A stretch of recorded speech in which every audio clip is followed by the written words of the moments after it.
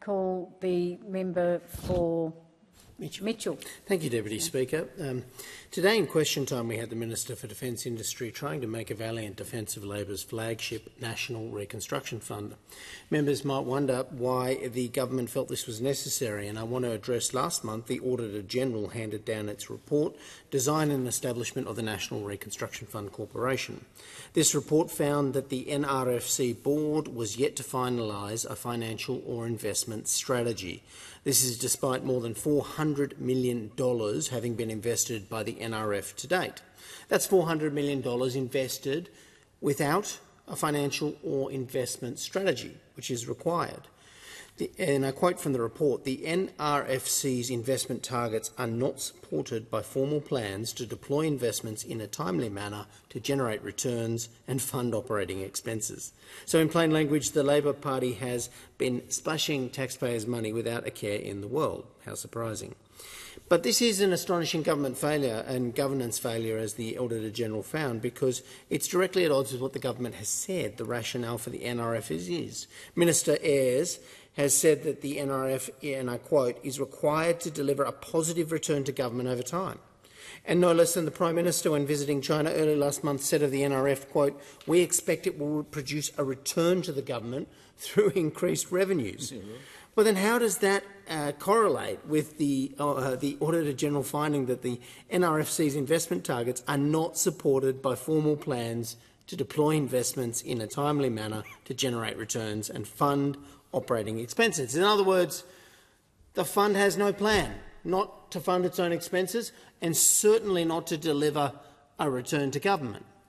But the Prime Minister and the Industry Minister are promising the taxpayer that there will be a return from this money. Very difficult to imagine without a plan for a return and where the funds aren't being deployed to produce a return, barely even cover its expenses. What action has the government undertaken to address this serious mismanagement? Well, last week, Capital Brief reported that Minister Ayres and Minister Gallagher issued a joint statement to the NRFC to accelerate its investment. In layman's terms, that means hurry up, get on with it, because there isn't a return coming. Labor wants the NRFC to double down on its investment pipeline in the full knowledge of the fact that there isn't a finalised investment or financial strategy. Small problem. It won't be without such plans until after its September board meeting. But the government is saying to the fund, hurry up and spend the money, without the plan and without the investment strategy. Is this a recipe for disaster, Deputy Speaker, I ask you? Well, it sounds like a recipe for disaster. Hurry up and spend, hurry up and invest. Don't hurry up and set up your investment plans to actually fund the money that the taxpayer has given you. It's little wonder that the federal budget is heaving with debt, and debt has increased under the Labor Party if this is the approach. But, Speaker, this is not the only serious governance blind spot that we found at the NRFC. In the same report, the Auditor-General found that the 9th member of the NRFC Board, Mr Glenn Thompson, was appointed without due diligence checks having been conducted by the Minister's respective departments. And I ask the House, so who is Glenn Thompson? Mr Glenn Thompson is a former long-time Assistant National Secretary to the Australian Manufacturing Workers Union, someone that you probably would want to do due diligence check, just like any other member of the board. It's the very same union, of course, regrettably, that Minister Ayres was now the former National Secretary of.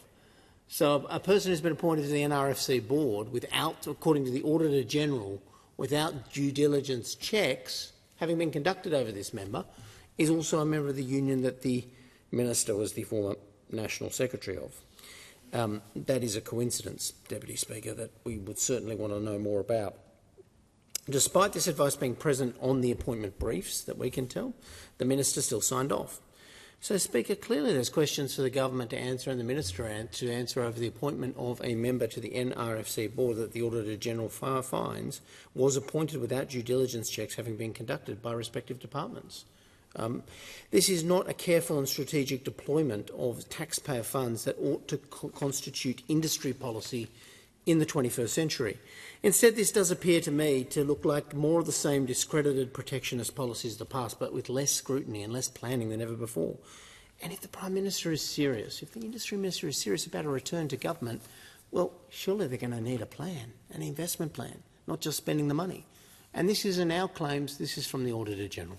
So we ask the government to seriously look at what they're doing in this fund.